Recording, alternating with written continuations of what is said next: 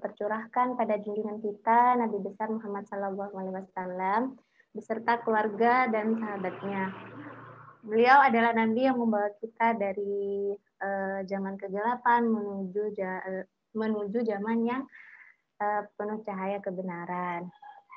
Dan mudah-mudahan kita selaku umatnya mendapat syafaatnya. Amin ya robbal alamin. Nah, teman-teman, sebelum acara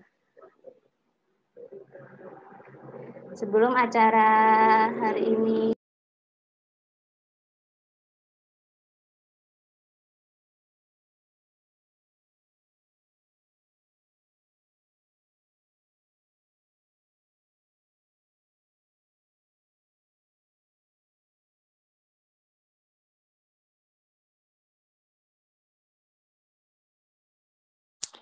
Afwan, masih termut, Mbak. Ya, mohon maaf teman-teman. Jadi teman-teman, sebelum acara ini dimulai, agar kajian ini berjalan dengan lancar dari awal sampai akhir, marilah kita buka kajian pada pagi hari ini dengan bacaan basmalah. Bismillahirrahmanirrahim. Nah, teman-teman, sebelum kajian pada hari ini dimulai, saya akan membacakan tata tertib pada kajian pagi hari ini. Nah, ini dia tata tertibnya. Yang pertama yaitu kita luruskan niat dulu untuk kajian pada pagi hari ini agar kita mendapatkan manfaat dari ilmu yang akan kita belajar bersama pada pagi hari ini. Yang kedua yaitu berwudu. Yang ketiga menutup aurat. Selanjutnya cari tempat yang kondusif. Siapkan catatan. Nah, bagi teman-teman yang masih belum menyiapkan catatan nih, boleh ambil catatannya terlebih dahulu. Kemudian off video dan mikrofon. Kalau misalkan teman-teman mau on video juga nggak apa-apa, tapi mikrofonnya di off-kan dulu. Tuh. Nah, langsung saja nih Mbak Eli udah masuk nih. Assalamualaikum Mbak Eli. Waalaikumsalam warahmatullahi wabarakatuh. Jawa, apa kabar Mbak Eli? Alhamdulillah. Alhamdulillah. Bagaimana kabarnya Mbak Eli puasanya? Alhamdulillah lagi nifas. Oh iya, Masya Allah. Alhamdulillah lahirannya lancar ya Mbak Eli ya. Alhamdulillah. Alhamdulillah. Untuk mempersingkat waktu, mari kita langsung saja ya Mbak Eli ya. Kepada Mbak Eli, kami persilahkan. Baik, kurang jasakillah khairan. Uti Rani ya. Iya, Mbak Eli. Nah, izin screen share dulu ya.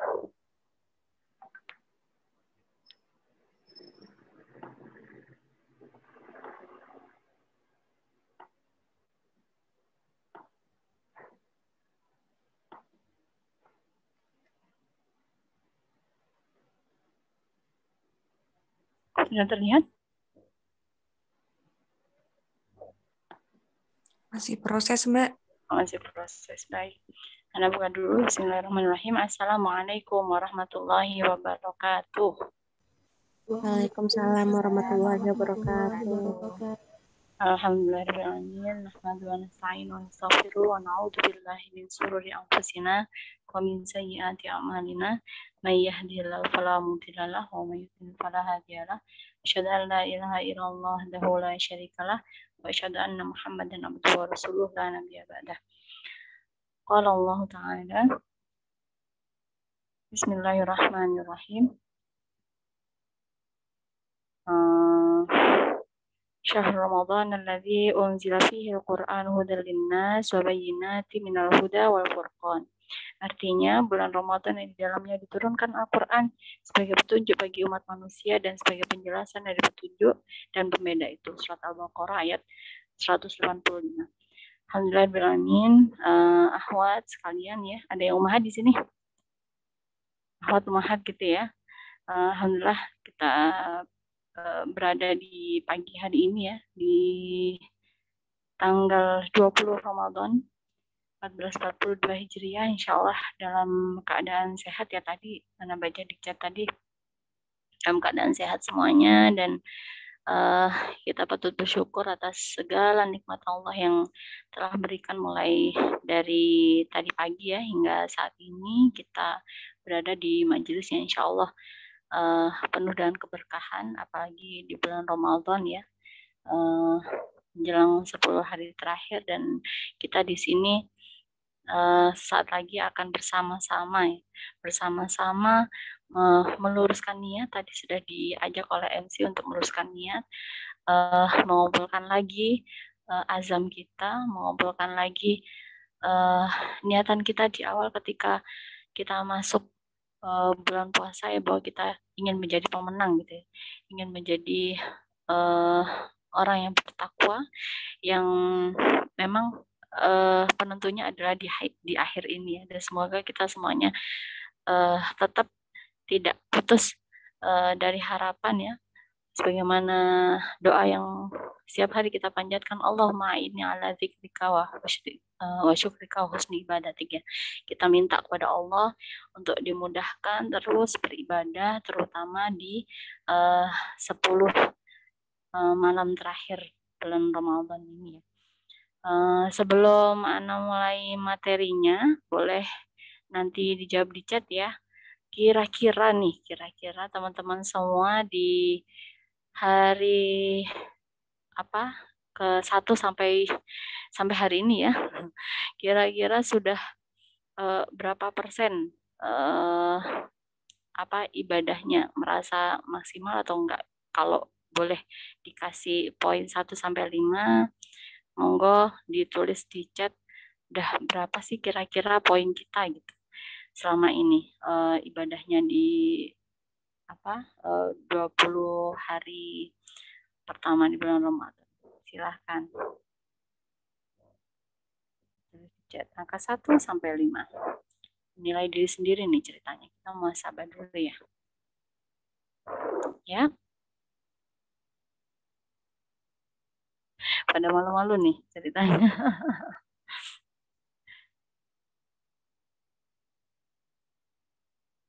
Kalau Mbak Rani atau Mbak Laila gimana?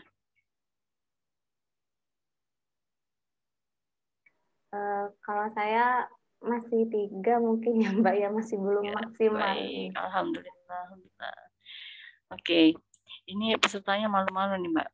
Jadi Mbak yang jadi korban.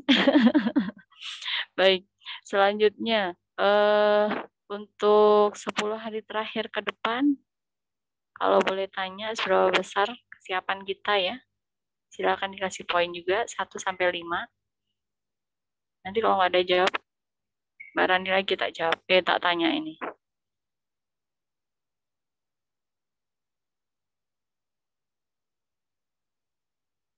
Oke, 1, 2, 3, 4, 5. Berapa Mbak Rani?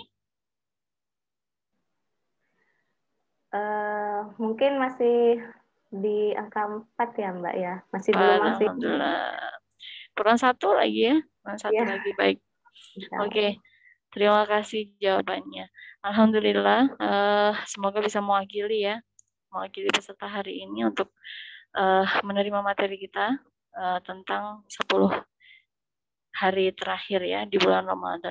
Mungkin kita sering ya, bahkan setiap tahun kita insya Allah sudah menerima materi ini, cuman bagaimanapun juga kita tetap kosongkan pikiran kita, hati kita untuk bisa menerima ilmu yang kita bisa dapatkan dari mana saja, karena kita nggak tahu ya hidayah mana sih yang kemudian datang gitu ya. Dari mana hidayah itu datang? Apakah dari orang yang lebih tua dari kita, ataukah orang yang lebih muda dari kita, atau dari siapapun di sekitar kita nggak tahu. Jadi kita tetap berusaha untuk meluruskan niat kita untuk mendapatkan ilmu itu, biar ilmu itu bermanfaat bagi diri kita gitu ya.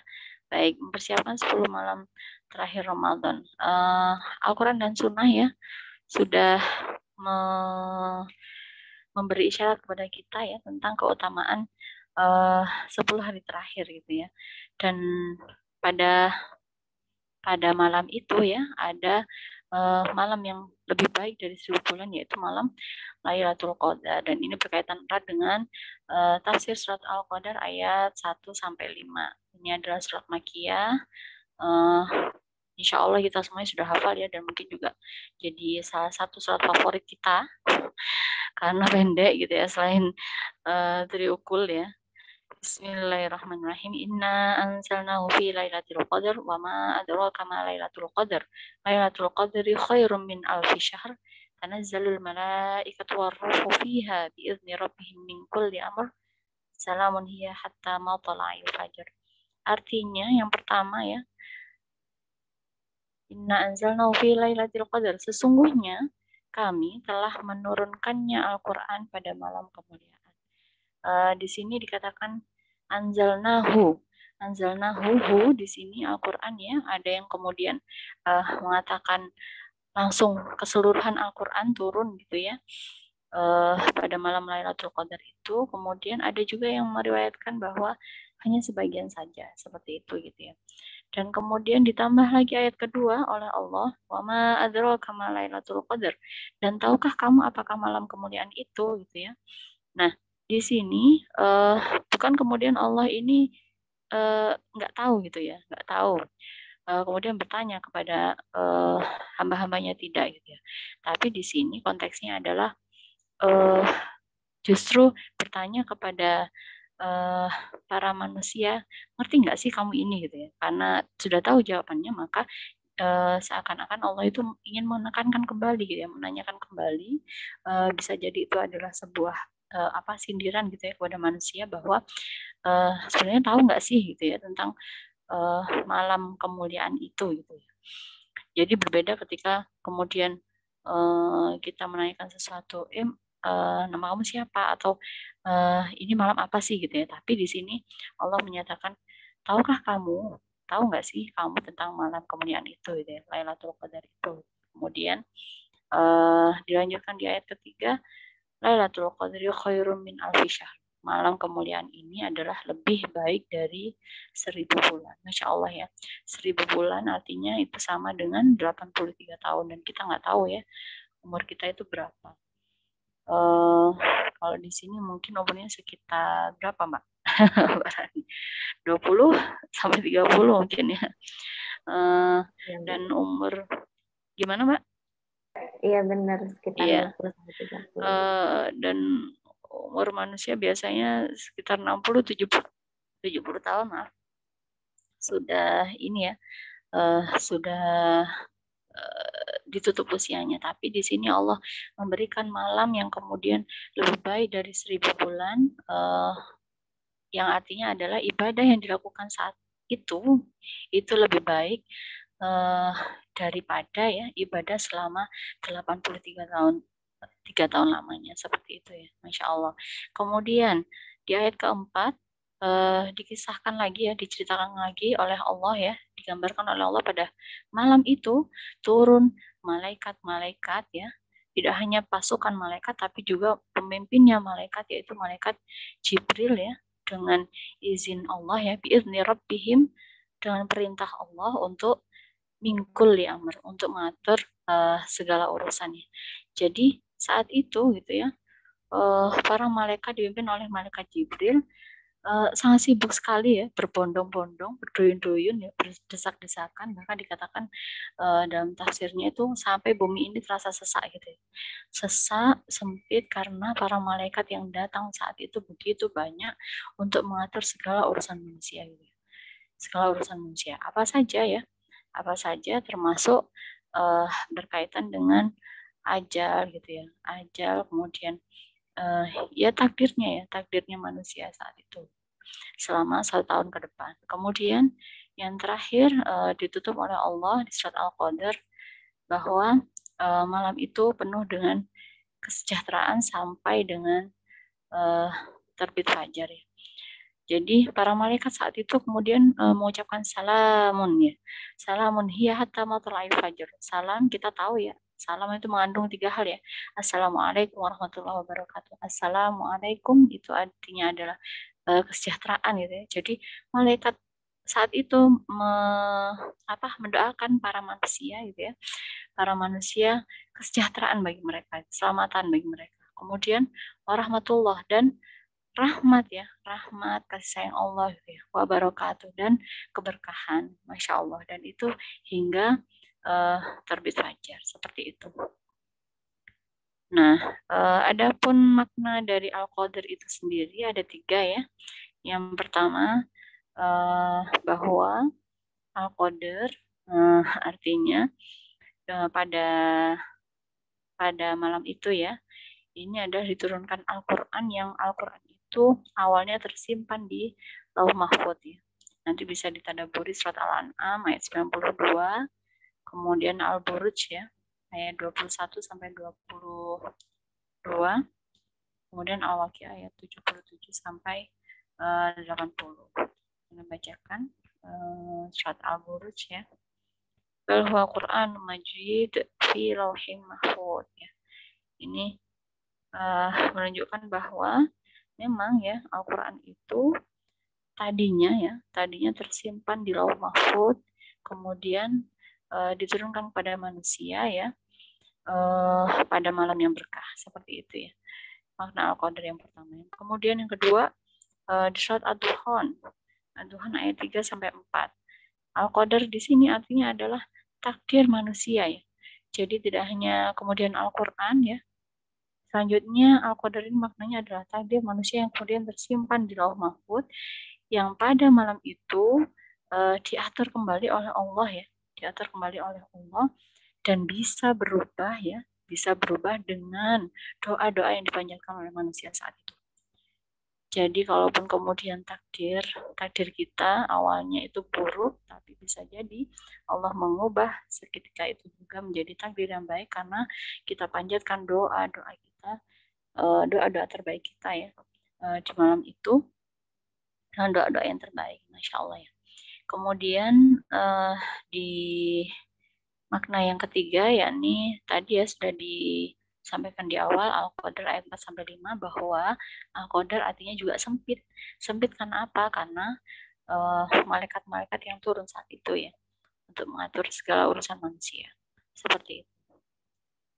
Kemudian di sini ya yang terjadi perbedaan pendapat ya, menjadi pertanyaan beberapa orang ya, bagaimana kemudian Al-Quran diturunkan ya, diturunkan saat Lailatul Qadar atau saat nuzul Quran seperti itu ya.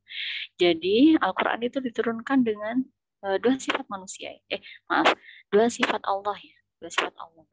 Yang pertama adalah sifat Al-Aziz. Sifat Al-Aziz kita tahu itu adalah sifat Allah yang maha perkasa. Nah, di sini maha perkasa bahwa Al-Quran itu turun saat Lailatul Qadar langsung 30 juz gitu ya. Dari Lauh Mahfuz, tapi tidak langsung ke bumi. Melainkan Al-Quran itu turun, ditahan dulu ya, di stop dulu di Baitul Izzah atau langit dunia. Seperti itu ya. Dan itu secara qiraatnya ya, secara bacaannya. Kemudian sifat yang kedua, Al-Quran itu diturunkan dengan sifat rahimnya Allah ya, sifat maha penyayangnya Allah. Jadi tidak langsung 30 juz, tapi pendapat yang kedua Al-Quran itu turun pertama kali pada tanggal 17 Ramadan itu, yaitu surat Al-Alaq ya, Al-Alaq ayat 195 itu, kemudian bertahap kepada Rasulullah selama 23 tahun ya, sesuai dengan asbabun nuzulnya masing-masing, sesuai dengan sebab turunnya masing-masing. Dan kemudian dibawa oleh malaikat Jibril dari Lauh Mahfuz ke bumi seperti itu. Jadi mana kemudian yang kemudian perlu kita ingat ya, perlu kita peringati ya keduanya gitu ya, nuzul Quran iya gitu ya, dan Lailatul Qadar juga iya. Jadi sama-sama pentingnya, maka tidak perlu diperdebatkan. Nah, Al-Quran di sini juga sangat penting bagi kita ya, karena sebab semua kemuliaan. Kenapa ya? Ini saya tekankan lagi agar kita semakin tahu pentingnya Al-Quran bagi kehidupan kita ya. Bagaimana saya tadi bacakan di awal di surat Al-Baqarah ayat 185 bahwa Al-Quran itu petunjuk bagi umat manusia ya. Kenapa sih kok mulia? Yang pertama bulan diturunkannya Al-Quran ya, bahwa ini adalah pimpinan bulan. Kalau kita punya satu bagian penting dalam satu hari ya, yaitu sepertiga malam terakhir, kemudian kita sia-siakan. Kalau dalam satu minggu ada hari Jumat ya, hari Jumat, hari yang mulia, itu juga kadang juga kita lalai gitu ya dari keutamaan-keutamaannya. Nah, ini ada satu bulan di mana bulan itu Allah berikan kemuliaan di sana ya, Syahrul Quran, pahala yang berlipat-lipat gitu ya. Nah, ini adalah dikatakan sebagai pimpinan bulan karena bulan di mana tempat turunnya Al-Quran, seperti itu. Kemudian di dalam bulan itu ada juga hari yang spesial, yaitu hari Lailatul Qadar tadi, yang lebih baik daripada 1000 bulan, di mana Al-Quran itu diturunkan.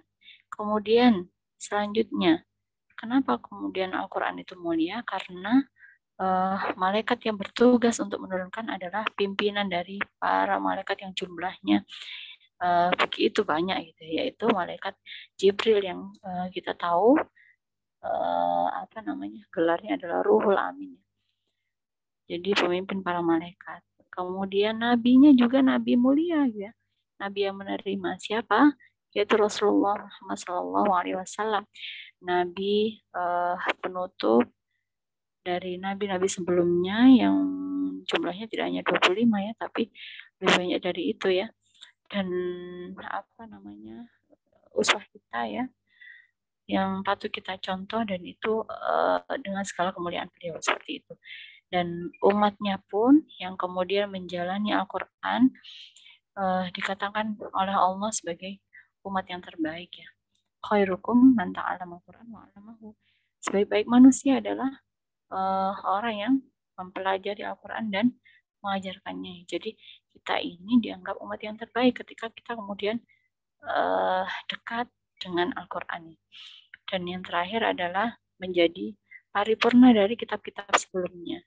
Jadi memang Al-Quran ini adalah komplit paripurna yang memang diturunkan oleh Allah sebagai penutup dari kitab-kitab sebelumnya ya. Sehingga menjadi Al-Quran yang mulia seperti itu. Nah, terkait dengan Lailatul Qadar itu sendiri ya, kapan sih? Nah, ini beberapa hadis saja dari Aisyah radhiyallahu anha berkata, Nabi bila memasuki 10 hari terakhir ya bulan Ramadan, beliau mengencangkan kain atau sarung beliau ya, dan menghidupkan malamnya dengan beribadah dan membangunkan keluarga beliau. Hadis riwayat Bukhari. Jadi ini isyarat bahwa memang saat itu ya Rasulullah di 10 hari terakhir mengencangkan sarung beliau, artinya memang fokus untuk beribadah, untuk qiyam, untuk siam gitu ya. Dan tidak hanya beliau saja, tapi beliau membangunkan keluarganya, membangunkan istri-istrinya untuk menghidupkan 10 hari terakhir. Jadi Lailatul Qadar memang di 10 hari terakhir itu. Bahkan yang menunjukkan keseriusan Rasulullah saat itu ya, fokusnya Rasulullah dikatakan di sini beliau mengencangkan sarung beliau. Jadi Rasulullah tidak menggauli istri-istrinya ya, sampai sebegitunya ketika 10 hari terakhir. Kemudian hadis yang lain, hadis riwayat Bukhari juga, carilah Lailatul Qadar itu pada malam-malam ganjil dan ini ya, di 10 hari terakhir bulan Ramadan. Nah, ini juga sering juga kita dengar ya, bahwa malam Lailatul Qadar itu ada di malam-malam ganjil. Meskipun kita tidak tahu gitu ya, malam berapa sih ya, 21 kah, 23 kah, 25 kah, gitu, dan seterusnya. Namun di riwayat lain ya, coba kita lihat lagi. Bukhari meriwayatkan dari Ubadah bin Samit, ia berkata, Rasulullah keluar menemui kami untuk menginformasikan kepada kami Lailatul Qadar. Maka berselisih pendapatlah dua orang muslim. Beliau bersabda, aku telah keluar untuk mengabarkan kepada kalian tentang Lailatul Qadar. Lalu berselisihlah fulan dengan fulan. Maka dihapuslah ia, yakni dari hatiku, sehingga aku lupa persisnya. Semoga saja itu justru lebih baik bagi kalian. Maaf. Jadi sesungguhnya ya, dari hadis ini menunjukkan bahwa sesungguhnya Nabi Muhammad itu sudah dikasih bocoran gitu sama Allah. Kapan sih Lailatul Qadar itu ya? Pada malam berapa gitu. Tapi di sini dikatakan bahwa saat itu kemudian ada fulan dan fulan yang sedang berselisih gitu ya. Malam mana gitu ya? Malam mana akhirnya pengetahuan itu, informasi yang tadi sudah dimiliki oleh Rasulullah itu kemudian dihapus oleh Allah gitu ya. Dihapus oleh Allah sehingga Nabi Muhammad tidak tahu persisnya malam berapa sih gitu ya. Jadi kita nggak perlu menyelisihkan malam 27K gitu ya, atau malam 23, 25 gitu ya. Lailatul Qadar itu turun karena sesungguhnya sebagaimana di hadis ini ya, semoga saja itu justru baik bagi kalian. Karena yang paling penting adalah sebagaimana Aisyah katakan, Aisyah kan orang yang cerdas ya, anak yang cerdas ya. Dia tidak tidak apa namanya, tidak mementingkan kapan Lailatul Qadar itu datang, tapi bagaimana sih kita, seberapa besar sih cara kita untuk memburu Lailatul Qadar itu. Jadi memang kita itu yang dilihat oleh Allah adalah usahanya ya, usahanya. Kalau misalkan kemudian kita meminta sesuatu gitu ya, minta sesuatu kepada Allah satu kali ya, satu kali, dan kita meminta sesuatu itu 10 kali gitu ya, mana sih yang lebih dikabulkan oleh Allah gitu ya? Pastinya yang 10 kali itu ya. Masa iya nggak dikasih sama Allah gitu ya, karena sudah berulang-ulang memintanya gitu ya. Sama seperti ini gitu ya. Kalau kemudian kita fokus ya, kita kemudian dikasih tahu sama Nabi Muhammad, oh Lailatul Qadar itu datangnya atau turunnya itu pada malam ke-27. Maka bisa jadi manusia menjadi kendor pada malam-malam yang lain. Padahal tidak demikian gitu ya. Tidak demikian karena sesungguhnya 10 hari terakhir itu kita diminta untuk mengencangkan diri kita ya, mengencangkan diri kita untuk bertambah fokus kita kepada bulan Ramadan yang sebentar lagi akan meninggalkan kita, seperti itu. Nah, keistimewaannya sekarang. Keistimewaan Lailatul Qadar ya, yang pertama seperti yang tadi sudah saya jelaskan ya, bahwa dia adalah waktu diturunkannya Al-Qur'an. Waktu diturunkannya Al-Qur'an. Yang kedua adalah lebih baik dari 1000 bulan ya.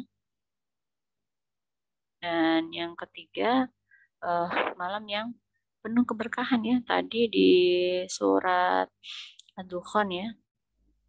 Sebentar. Saya bacakan.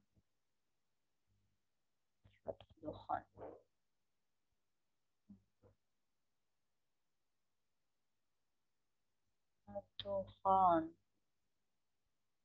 Ad-Dukhan ayat 3 ya, ayat 3 sampai 4 ya. Inna anzalnahu fi lailatin mubarakah inna kunna munzirin fiha yufraqu kullu amrin hakim. Artinya sesungguhnya kami menurunkannya pada malam yang diberkahi. Jadi memang Al-Quran ini diturunkan pada malam yang penuh dengan keberkahan, dan sungguh kamilah yang beri peringatan ya. Fiha yufraqu kullu amrin hakim, pada malam itu dijelaskan segala urusan yang penuh dengan hikmah. Jadi memang di sini ditekankan kembali bahwa pada malam Lailatul Qadar itu adalah malam yang penuh dengan keberkahan. Ditambah lagi yang keempat, turunnya malaikat-malaikat ya. Turunnya malaikat-malaikat yang disifati dengan sifat salam di situ ya. Salamun yang tadi sudah saya jelaskan, dan saat itu adalah malam dicatatnya takdir tahunan. Dan yang terakhir adalah keistimewaannya yang kemudian kenapa kita diminta untuk banyak beristighfar di situ ya, Karena malam itu malaikat-malaikat ya, dan tentunya Allah ya mengampuni dosa-dosa kita ya. Malaikat ikut mengamini. Dari Abu Hurairah Nabi Shallallahu Alaihi Wasallam bersabda, "Man qama lailatul qadri imanan wahtisaban ghufira lahu ma taqaddama min dzambi." Barang siapa yang kemudian melaksanakan salat pada malam Lailatul Qadar karena iman dan mengharapkan pahala dari Allah, maka dosa-dosanya yang telah lalu akan diampuni, seperti itu ya. Ini juga sering kita dengar, dan tidak hanya sering kita dengar, tapi juga harapannya bisa kita laksanakan ya. Jadi sholatnya itu karena keimanan kita ya, karena keimanan kita, dan kita benar-benar mengharapkan pahala dari Allah saja ya, sehingga dosa-dosa kita bisa diampuni.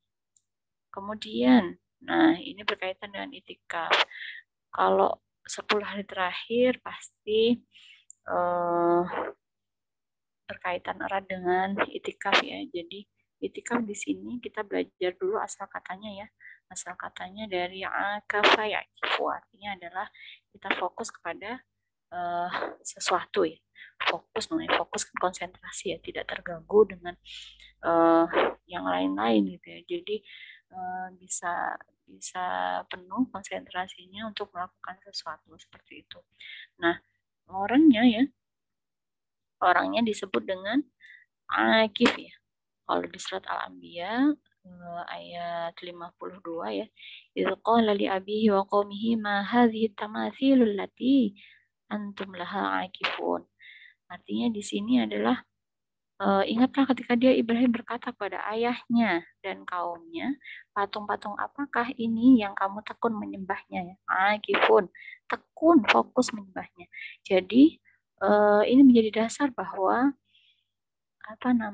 saat itu ya Nabi Ibrahim itu menyebut ayahnya dan kaumnya yang menyembah berhala itu sebagai akifun, orang yang tekun, kok fokusmen gitu ya, kok konsentrasi sekali dengan apa yang disembah, padahal berhala yang disembah tidak bisa bergerak, tidak bisa apapun gitu ya. Sehingga kalau dikaitkan dengan zaman sekarang ya, apa saja berhala itu banyak ya, tidak hanya berhala patung-patung tapi bentuknya lain ya, bisa gadget, TV, terus apa lagi, medsos dan sebagainya. Sehingga perlu satu kegiatan yang kemudian mengalihkan fokus kita ya dari berhala-berhala itu tadi ya, menjadi fokus ibadah hanya kepada Allah saja, sehingga muncullah kata itikaf yang artinya adalah usaha yang sungguh-sungguh sehingga kita berpaling dari dunia dan menjadi fokus hanya kepada Allah saja, seperti itu ya. Nah, itikafnya bagaimana? Kalau sekarang ya tentu saja karena pandemi ya, maka ada rukhsah ya, ada keringanan untuk itikaf di rumah. Apakah bisa? Bisa ya, karena kaidahnya adalah al-ma'dzur ma'jur ya.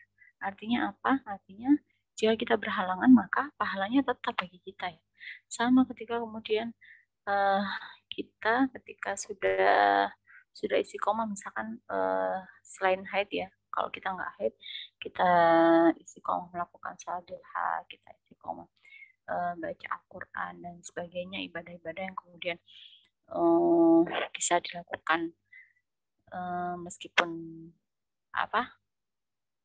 tidak saat haid gitu ya, itu bisa juga kita dapatkan pahalanya ketika kita melakukan haid, kita masih haid, seperti itu ya, masih terhitung gitu. Masya Allah keutamaannya wanita. Jadi memang karena ada uzur ya, karena pandemi ya, dan itu mudaratnya lebih besar ketika kita kemudian itikaf di luar rumah, maka diperbolehkan kita itikaf di rumah. Bagaimana caranya ya? Yang pertama ini kita membuat mihrab ya, mihrab atau tempat khusus untuk ibadah kepada Allah. Sama seperti kita kemudian kalau ibadah di masjid, kita kan terbebas dari pandangan macam-macam ya. Maksudnya ya bantal guling, kecuali kalau di masjid bawa bantal guling. seperti itu. Jadi intinya adalah ketika kita kemudian di rumah, kita cari tempat tersendiri, atau mungkin kalau kita punya musola sendiri atau ruangan ya, sekalipun itu misalnya rumahnya sempit ya, ruang tamu lah nggak apa-apa ya, tapi kita khususkan tempat itu untuk ibadah kepada Allah, maka itu bisa kita niatkan di situ untuk itikaf seperti itu ya. Dengan tidak meninggalkan esensinya ya. Esensi itikaf apa ya? Ada 6 ya. Di sini yang pertama adalah fokus untuk beribadah. Sebagaimana Rasulullah ya tidak keluar kecuali karena 3 hal ya, karena mandi, karena buang air seperti itu ya, air kecil, air besar. Jadi memang kita fokus di situ ya. Bahkan Rasulullah nyisir rambut aja Rasulullah hanya menjulurkan kepalanya dan minta Aisyah untuk menyisir rambutnya seperti itu. Jadi memang menghindarkan diri dari hal-hal yang membatalkan niat itikaf itu sendiri ya. Kadangkala dulu ini saya ketika itikaf itu senangnya kalau malam karena sama teman-teman gitu ya. Kemudian ayo cari jajanan gitu ya keluar. Padahal itu adalah termasuk hal-hal yang membatalkan niat itikaf kita ya, karena senang sama teman-teman terus cari jajan sehingga membuat kita untuk keluar dari masjid ya, keluar dari niat itikaf itu.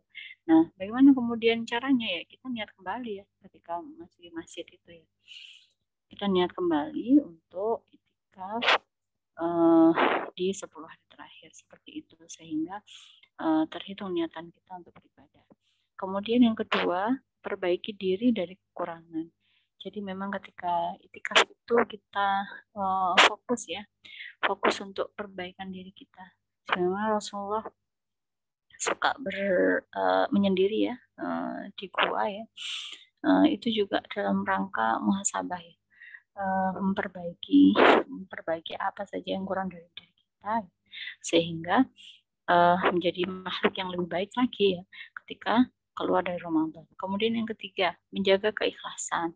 Menjaga keikhlasan ini juga esensi dari itikaf ya, karena banyak juga yang kemudian menjadi selfie lebih banyak ketika itikaf. Ini loh aku itikaf di masjid ini atau ini yang aku lakukan dan seterusnya ya. Jadi padahal itu yang kemudian menjadi rusak pahala kita, ibadah kita ketika itikaf, karena kita harapannya kan fokus untuk beribadah. Kemudian yang keempat, menjadi sarana tafakkur, berpikir, tadabur ayat-ayatnya dan muhasabah kekurangan-kekurangan kita tadi ya. Dan yang paling tahu adalah keluarga kita ya. Bisa jadi kita di luar tampaknya baik gitu ya oleh teman-teman kita, oleh saudara-saudara kita, oleh komunitas gitu ya, tapi kita lihat lagi, kita tanya lagi kepada keluarga kita ya, kepada saudara kita, kepada orang tua kita, anak-anak kita ya. Kita itu orangnya seperti apa sih gitu ya, sehingga kita bisa berbenah saat itikaf itu dan berdoa kepada Allah agar kita dihindarkan dari keburukan-keburukan, sifat-sifat buruk sehingga menjadi manusia yang baik lagi. Kemudian yang kelima, esensi itikaf adalah menjauhi maksiat. Jadi memang kita kalau berdiam diri di masjid ya, kita memang dijauhkan dari hiruk pikuk dunia ya, biar kita dijauhkan dari maksiat ya. Kalau bisa memang benar-benar jauh dari HP atau gadget atau yang lain lah yang bisa mengalihkan perhatian kita ya, karena harapannya kita fokus di situ ya. Fokus dengan mukanah kita, dengan qiyam kita, dengan Al-Quran kita ya, dengan zikir-zikir kita seperti itu. Dan yang terakhir adalah meninggalkan hal-hal yang sia-sia. Hadis ke-13 ya, bahwa tanda kesempurnaan iman seseorang adalah meninggalkan hal yang tidak bermanfaat seperti itu ya, termasuk bercanda, bersenda gurau dan seterusnya.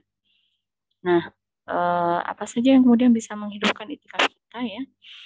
Yang pertama adalah ya ibadah, seluruh amalan wajib ya, salat kita itu, kemudian qiyamul lail ya, termasuk juga salat sunnah. Yang ketiga adalah tilawah Al-Quran ya, tidak hanya tilawah di sini tapi juga bisa tadabur ya, tadabur membaca artinya, membaca tafsirnya seperti itu. Kemudian yang keempat adalah berbanyak zikir kita ya. Banyak zikir dan doa yang banyak yang ingin kita panjatkan kepada Allah, karena memang saat itu adalah saat terbaik ketika Allah kemudian mengabulkan segala permintaan kita. Dan memang doa yang dianjurkan ya, Allahumma innaka afun tuhibbul afwa fa'fu anna, itu ya. Ya Allah, sesungguhnya Engkau adalah Maha Pemberi maaf, Engkau mencintai pemaafan, karena itu berikanlah maaf kepadaku ya. Itu yang kemudian dianjurkan kepada kita untuk kita panjatkan ya saat 10 hari terakhir itu. Kemudian salawat, berbanyak salawat ya. Kita pengen nanti mendapatkan syafaat di hari akhir ya, dikumpulkan juga oleh Allah bersama dengan kekasih Allah ya, Nabi Muhammad, karena salawat-salawat kita. Kemudian bagaimana cara menghidupkan itikaf? Ya, itikaf itu sendiri ya. Kita berdiam diri di tempat kita itu tadi ya. Kalau di rumah ya di rumah. Kalau di masjid sekali lagi memang harus dipilih benar-benar yang prokes ya. Yang prokes, bahkan kemarin ada apa namanya? Ada aturan dari ini ya, dokter spesialis paru ya, yang membuat aturan bahwa kalau memang harus terpaksa di masjid, pengen di masjid gitu ya, harus memang benar-benar memilih masjid yang ketat ya, ketat prokesnya, harus pakai masker 4 lapis gitu ya, makan nggak boleh berhadapan-hadapan, jaga jarak dan seterusnya. Dan memang itu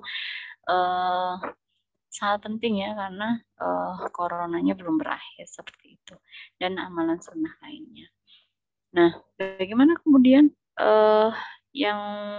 yang ada uzur gitu ya, saya lagi nggak sholat ya, seperti saya ya, lagi nifas, bagaimana bisa menghidupkan malam-malam Lailatul Qadar itu ya. Malam Lailatul Qadar itu kita pahami lagi hanya Al-Quran ya. Kalau pertama dari Al-Quran itu sebagai bacaan, kita baca hingga hatam, ini boleh dilakukan semuanya ya, meskipun nggak tahu artinya, kita tetap dapat pahalanya. Yang lancar dapat 10 kali lipat ya setiap hurufnya, yang nggak lancar bacanya mendapatkan 2 pahala seperti itu. Jadi ini adalah hak pertama dari Al-Quran. Yang tidak bisa bagaimana? Ya kita pahami lagi bahwa Al-Quran itu sebagai huda ya, sebagai petunjuk ya. Kita pahami artinya dan amalkan. Teknisnya ada 2 ya. Kita bisa baca terjemahnya secara tematik gitu ya. Secara tematik, misalnya kita pengen tentang tentang wanita gitu ya, kita baca semuanya tentang wanita. Kita pengen tahu tentang zakat, kita baca tentang zakat dari awal sampai akhir gitu ya. Jadi tidak terputus informasinya. Kemudian yang kedua, kita baca tafsirnya per surat gitu ya, per surat urut gitu ya. Macam-macam tafsir, ada ilmu tafsir, fizilali dan sebagainya yang bisa kita baca sesuai dengan kemampuan baca kita, karena kadang ada yang suka tafsir ini karena kelebihannya dan seterusnya itu. Jadi nggak bisa dipaksakan ya. Yang penting adalah bagaimana memahami artinya. Kemudian yang terakhir, Al-Quran itu untuk dijaga ya. Bagaimana menjaganya? Ya dengan cara menghafalnya, mengajarkan ya sesuai dengan qiraatnya ya. Kemudian bentuk tulisannya ini dijaga sebagai akhlak kita, yang mencerminkan akhlak kita sebagaimana Rasulullah ya. Akhlaknya adalah Al-Quran, sehingga disebut Al-Quran berjalan seperti itu. Nah, ini 2 terakhir ya. Jadi kita rugi bila tidak mendapatkan. Sesungguhnya bulan yang mulia ini telah datang pada kalian. Di dalamnya ada 1 malam yang lebih baik daripada 1000 bulan. Barang siapa terhalang dari mendapatkannya, niscaya telah terhalang dari mendapatkan seluruh kebaikan dari bulan itu, dan tiada orang yang terhalang dari mendapatkannya kecuali orang-orang yang merugi. Hadis riwayat Ibnu Majah. Jadi sekali lagi akhwat ya, kita kencangkan diri kita ya, dan kita pahami bahwa kita rugi bila tidak mendapatkan kebaikan-kebaikan dari malam Lailatul Qadar itu. Jangan sampai kemudian malaikat ketika turun dari langit dia berbondong-bondong mendapat kita sedang tidur gitu ya, atau sedang melakukan hal-hal yang lain yang tidak bermanfaat yang kemudian tidak menjadikan malam itu spesial gitu ya. Dan sebaliknya, jadikan malaikat-malaikat itu mampir ke rumah kita ya, untuk melihat kita sedang fokus beribadah kepada Allah, sedang sholat, qiyamul lail, sedang membaca Al-Quran gitu ya, sedang zikir, minta ampun kepada Allah dan menjalankan doa sebanyak-banyaknya, seperti itu ya. Dan yang terakhir, doanya Nabi Muhammad SAW, ya Allah, jadikanlah sebaik-baik hariku adalah hari ketika aku menghadapmu, sebaik-baik umurku adalah pada akhirnya, dan sebaik-baik amalku adalah penutupnya. Semoga kita semuanya diberikan kemudahan oleh Allah untuk menghidupkan 10 hari terakhir ya, sehingga ini menjadi penutup yang indah ketika bulan Ramadan ini, karena kita nggak tahu ya apakah Ramadan di tahun depan kita masih diberikan umur oleh Allah. Aku minkum, sekian dari saya ya, mungkin bisa dilanjutkan dengan tanya jawab. Terima kasih. Assalamualaikum warahmatullahi wabarakatuh. Waalaikumsalam warahmatullahi wabarakatuh. Jazakillah khair Mbak Eli. Jadi kita bisa belajar nih pada pagi hari ini apa saja yang bisa kita persiapkan untuk 10 malam terakhir di bulan Ramadan. Jangan sampai nih kita menyanyiakan 10 malam Ramadan terakhir kita. Untuk teman-teman mungkin ada yang ingin bertanya nih kepada Mbak Eli, dipersilahkan bisa mengetiknya lewat chat atau bisa raise hand. Untuk teman-teman yang ingin bertanya dipersilahkan.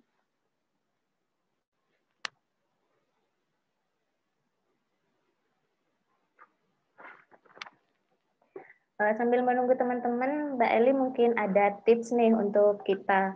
Bagaimana cara kita untuk mempersiapkan 10 bulan Ramadan biasanya nih Mbak, kalau remaja-remaja zaman sekarang ya, untuk menyambut 10 malam terakhir tuh biasanya masih mager gitu ya.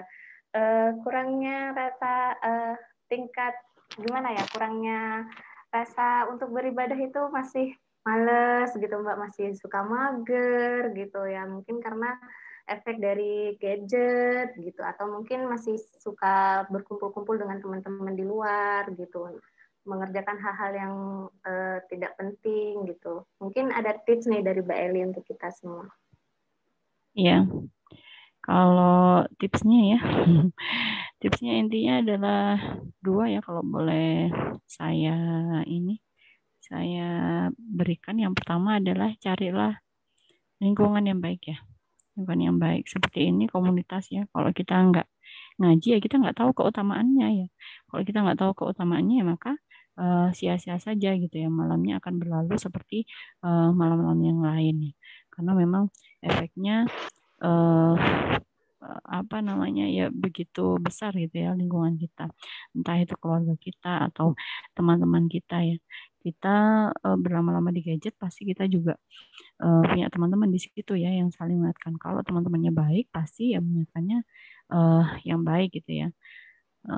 Kalau teman-temannya buruk ya maka keturunannya juga buruk juga ya, ikut mager ya. Gimana bisa menghidupkan malam-malam terakhir kalau kemudian yang dibicarakan di situ masih dunia gitu misalkan, masih apalagi kalau mendekati hari raya ya, sibuk cari baju baru lah atau apa gitu ya, gengsinya ini tinggi gitu ya. Kemudian yang kedua adalah selain cari komunitas atau lingkungan yang baik, yang kedua ya semangatnya itu dengan mengingat dosa ya, mengingat dosa dan kita kita sendiri yang membutuhkan pahala itu ya. Kalau kita mengingat dosa kita ya begitu banyak, kemudian kita lihat orang-orang lain tadi ya, sekali lagi kenapa sih kemudian itikaf itu diminta di masjid gitu ya, berkumpul dengan orang-orang ya. sebelum pandemi ya, sebelum pandemi. Kenapa? Karena kalau di rumah kan mungkin banyak sekali ya, banyak sekali yang apa namanya yang membuat kita mager itu tadi ya. Mau ke kamar lihat bantal guling kayaknya enak kalau tiduran ya daripada baca Quran ini. Baca Quran sehalaman udah ngantuk gitu ya, apalagi kalau bacanya ditemani cemilan gitu ya, tambah ngantuk lagi gitu. Tapi ketika kemudian kita berada di masjid gitu ya, lihat orang-orang kita mau tidur, ternyata yang lain pada baca Quran, malu sendiri gitu ya.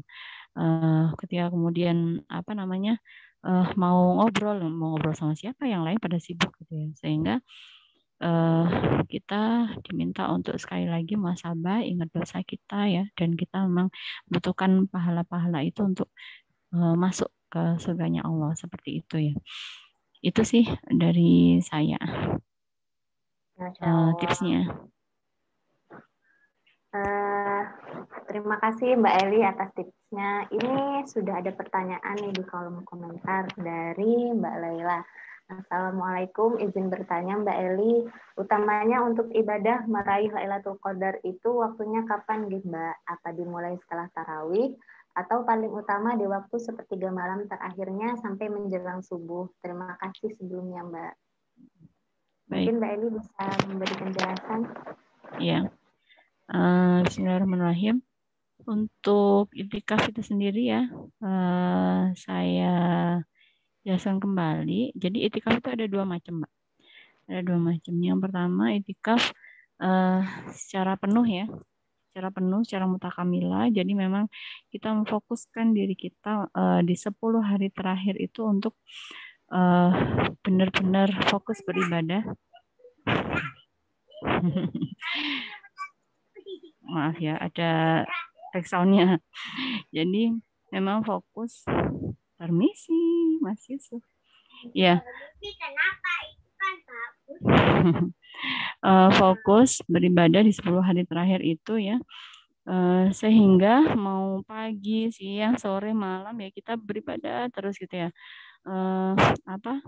Memfokuskan diri untuk beribadah kepada Allah, membaca Al-Quran gitu ya, sholat sunnah, berzikir dan seterusnya itu tadi. Kemudian ada juga yang melakukan itikaf itu sebagian entah itu kemudian di malam harinya saja atau di siang harinya saja. Ini juga berdasarkan kisahnya sahabat waktu itu ya, ada sahabat yang dia itu memang bekerja di siang hari dan kemudian mendatangi Rasulullah, wahai Rasulullah gitu ya, saya ada kesibukan di siang hari gitu ya, bagaimana kemudian saya mendapatkan Lailatul Qadar gitu ya, Lailatul Qadar. Nah akhirnya apa yang disampaikan Rasulullah berkata, bekerjalah kamu di siang hari dan itikaflah kamu di malam harinya. Jadi memang ada keringanan di situ ya. Tetap kita bisa melakukan itikaf itu mau di siang hari atau di malam hari gitu ya. Dan sekarang pertanyaannya adalah kapan sih waktunya ya? Waktunya untuk beribadah yang pol-polan itu ya, meraih Lailatul Qadar itu ya. Jadi memang kalau sesuai dengan makna itikaf tadi ya kita dari mulai pagi sampai malam itu kita fokus saja gitu ya, beribadah gitu ya. Sedangkan turunnya kapan ya kita tidak tahu ya, bisa jadi ketika di Indonesia misalkan ya, kita Indonesia datangnya malam hari, tapi di belahan bumi lain datangnya siang hari seperti itu ya, karena memang waktunya kan beda-beda ya. Allah menciptakannya seperti itu. Jadi memang itu tadi ya, di sepanjang 10 hari terakhir itu, meskipun mungkin waktu yang paling utama ya adalah sepertiga malam. Kenapa? Karena di saat itu adalah saat yang paling khusyuk, di mana banyak orang kemudian di situ terlelap gitu ya. Jadi kita membaca Al-Qur'annya saat itu juga khusyuk ya. Khusyuk bukan karena ngantuk, tidak ya, tapi karena memang di saat itu hening ya, hening, dan kita bisa minta apa saja, mau nangis sejadi-jadinya ya, karena ingat dosa-dosa kita, karena ingat apa namanya segala permintaan kita yang mungkin belum dikabulkan oleh Allah, itu menjadi semakin khusyuk, semakin syahdu seperti itu gitu. Itu Allahu a'lam bishawab. Masya Allah, terima kasih Mbak Eli atas penjelasannya. Ini ada satu pertanyaan lagi nih Mbak dari teman saya. Ada yang ingin bertanya, kalau lagi head, gimana cara dapat maksimal di 10 malam terakhir Mbak? Mungkin Mbak Eli bisa menunjukkan penjelasan. Ya, terkait dengan haid tadi sudah sepintas saya jelaskan ya. Jadi memang ada khilafiyah ya. Ada khilafiyah tentang haid itu tadi. Kalau memang kemudian meyakini madhab yang tidak membolehkan untuk membaca Al-Quran gitu ya, membaca Al-Quran, maka ya sudah, kita penuhi hak Al-Quran yang tadi di akhir saya sampaikan ya. Hak Al-Quran selain sebagai bacaan, dia juga sebagai apa namanya petunjuk. Jadi kita bisa baca terjemahnya gitu ya, bisa baca terjemahnya, kemudian kita baca tafsirnya ya. Kita pengen tahu petunjuk apa sih gitu ya yang ada di Al-Quran gitu ya. Dan saya yakin sekali ya dari diri kita di sini ya bisa jadi belum hatam membaca, tidak hanya artinya ya, tapi juga tafsirnya ya. Lebih-lebih tafsirnya itu belum tahu gitu ya. 30 juz itu apa saja sih isinya Al-Quran, seperti apa itu. Kemudian selain itu kita bisa juga kalau sholat nggak boleh ya, kita bisa menuntut ilmu ya, kita perbanyak apa namanya ikuti kajian-kajian, apalagi sekarang ya dikit-dikit Zoom gitu ya, bisa jadi kita dari pagi sampai malam nge-Zoom terus gitu ya, sampai capek gitu ya, matanya kayak mata panda gitu. Tapi sekali lagi ya, apa namanya yang kita lihat adalah apa maslahatnya ya, hikmahnya adalah kita jadi bisa mudah menuntut ilmu. Kalau dulu mungkin terhalang transportasi atau mungkin kita nggak punya dana untuk datang hadir kajian sini situ, tapi kita sekarang malah lebih mudah ya, kita tinggal milih mau ustadz siapa sih, mau ustadzah siapa sih gitu ya, seperti itu. Kemudian yang lain kita bisa perbanyak zikir kita, doa kita gitu ya, seperti itu. Tapi kalau meyakini mazhab yang kemudian membolehkan untuk membaca Al-Quran ya nggak apa-apa gitu ya. Atau kalau mau lebih hati-hati ya kita baca dari aplikasi, karena memang para ulama gitu ya menyampaikan bahwa Al-Quran yang di aplikasi itu bukanlah mushaf ya, bukan mushaf. Mushaf itu artinya lembaran-lembaran gitu ya. Tapi kalau aplikasi kan nggak ada di zaman Rasulullah gitu. Jadi tetap boleh membaca seperti itu. Wallahu a'lam bishawab. Jazakillah khair Mbak Eli atas jawabannya. Teman-teman, akhirnya kita sudah berada di penghujung acara nih. Tapi mungkin sebelum ditutup, mungkin ada close statement dari Mbak Eli atau pesan-pesan untuk kita, Mbak.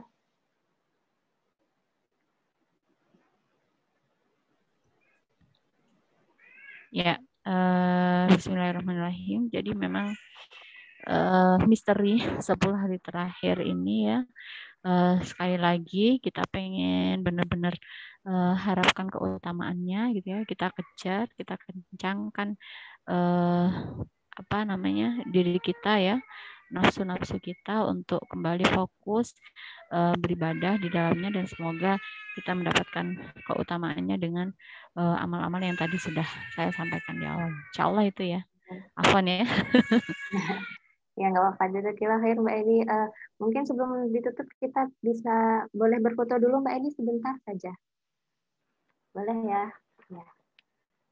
Kepada operator mungkin bisa dipersiapkan untuk teman-teman bisa meng-on-kan videonya nih, biar Mbak Eli juga tahu nih siapa saja nih yang dari tadi sudah memperhatikan materi dari Mbak Eli. Operator sudah siap?